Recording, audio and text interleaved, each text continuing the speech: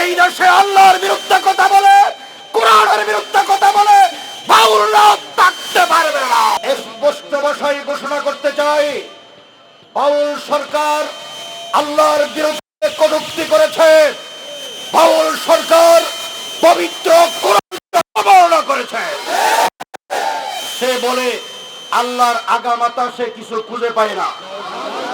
এ কথা বললে কি কারো ঈমান থাকবে? সে বলে আল্লাহ কুল আউযু বিরাব্বিন নাস মালিকিন নাস রাস্তে বলছে নাউজুবিল্লাহ।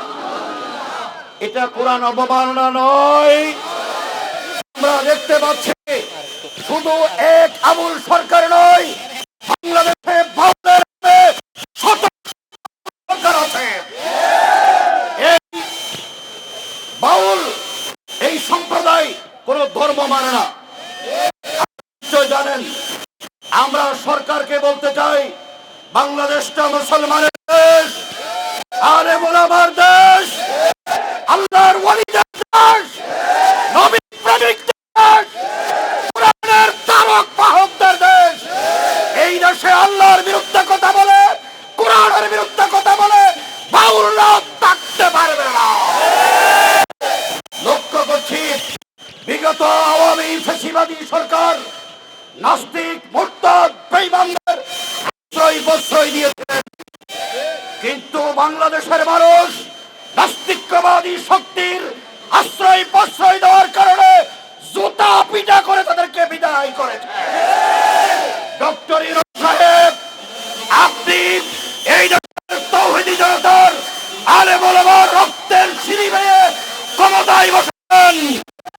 মনে রাখতে হবে, বাউলদের পক্ষ অবলম্বন করে আপনি হারা হয়ে গেছেন। পবিত্র কোরআনের স্পষ্ট করেছেন, সূরা নিসার 140 ওয়াকাদ নাযালা আলাইকুম ফিল কিতাবি আন ইযা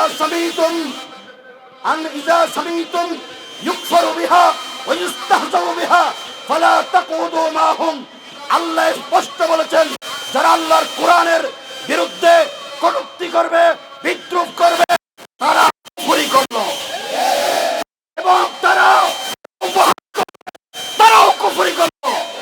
সুতরাং তাদের সাথে উঠা বসা, তাদের সাথে চলাফেরা, তাদের অবলম্বন করা আল্লাহ নিষেধ করেছেন।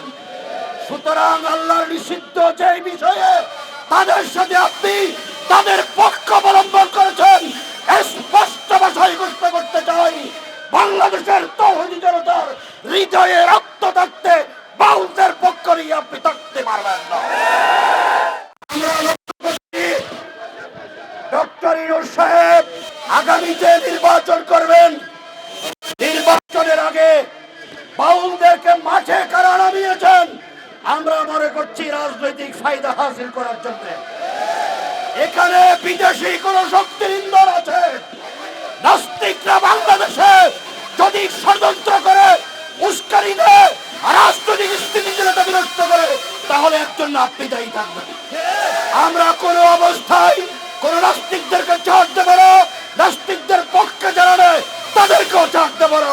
খবরের কাগজ, নিখাদ, নির্ভীক, নিরপেক্ষ।